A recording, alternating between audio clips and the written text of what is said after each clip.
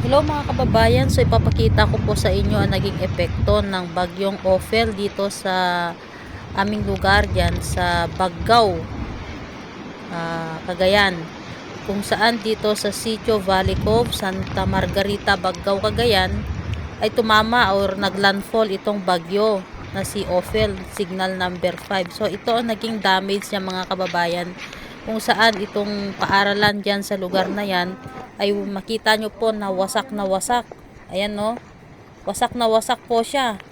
Ayan, siguro wake up call dito sa ating mga politiko na ganyan na napakalaki naman ang pondo ng ating DepEd, na sana gawing building na po yung papalit yan sa paaralan na yan, kasi no use na baka sa susunod na magpatayo gagawa ulit ng mga yan no, makita nyo naman mga kahoy lang mga kababayan, saka makikita sadya na hindi matibay yung pagkagawa. Kasi kung matibay po yan, hindi po ganyan ang magiging outcome, no? Kung matatandaan nyo po mga kababayan, signal number 5 ang tumamang bagyo dito sa lugar na ito. Dito po naglandfall ang Ophel. Ayan no, kawawa yung mga mag-aaral. ICT ron. Paano makakabangon?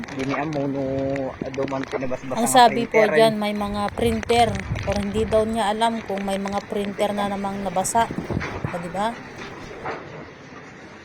Nagkaroon pa ng butas. Damage siya. Naabotan pa eh. Grabe ang lakas ni Ophel mga kabayan. No? Ubo na ta dito eh. So nga di may amuno mabalin pa dito eh. Printer kada speaker dito eh.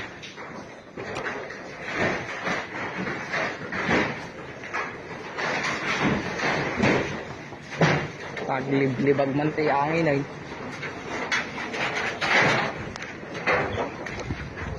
Karo ba tayo nga bagyo? Ang sayad na kaya si Duding, tayo BCIS. Nakakawa, kita nyo yung bubong nasa taas ng puno na.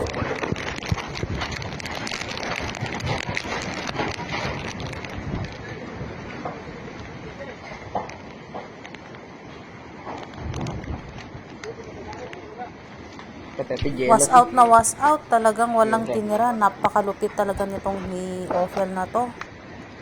Pati jealousy eh. Pati jealousy na bintana, talagang ayan o, nasa floor na po, nasa sahig na po, wasak na wasak. Dam nga building nga eskulaan. Ni naiwara pa dito yung karkid kada pintelping. Totally damage. Pati ada yung uray paigan dito yung halong lakot na kwa.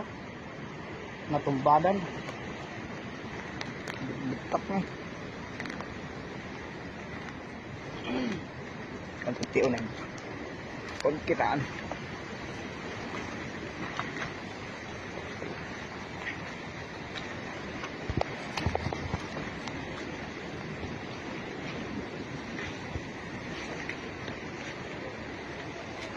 Natumba.